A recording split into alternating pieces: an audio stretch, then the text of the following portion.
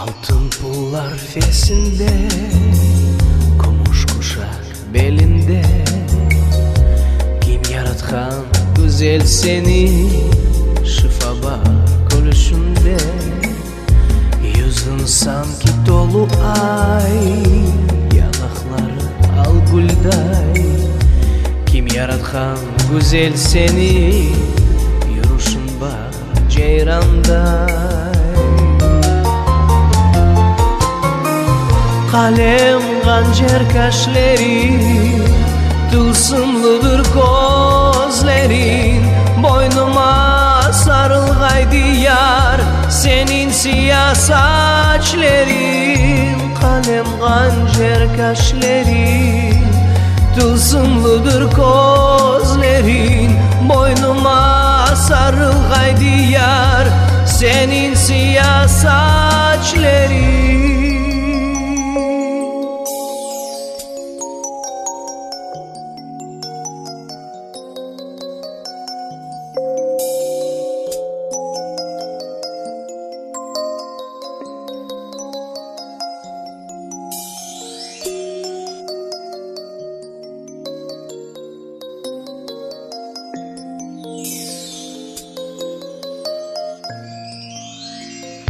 Gece gündüz esinde, bulbul sayray sesinde.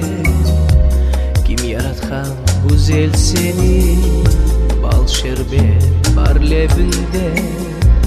Melek gibi gidersin, çok yürekler ezersin. Kim yaratkan güzel seni, beni aşık eylersin. Dünya oldum anahtar, sensiz güzel nazlı yar. Hasta gönlüm, ilacım bir sensin yar. Dünya oldum anahtar, sensiz güzel nazlı yar. Hasta gönlüm, ilacım bir sensin yar.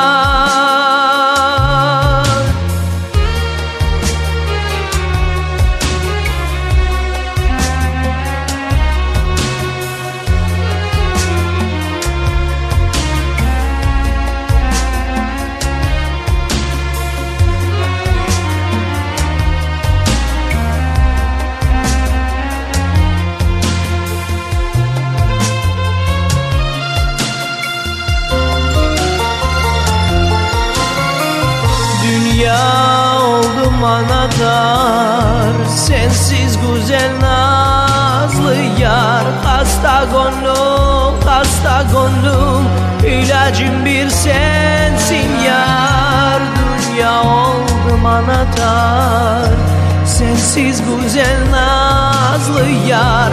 Hasta gönlüm, ilacım bir sensin yar.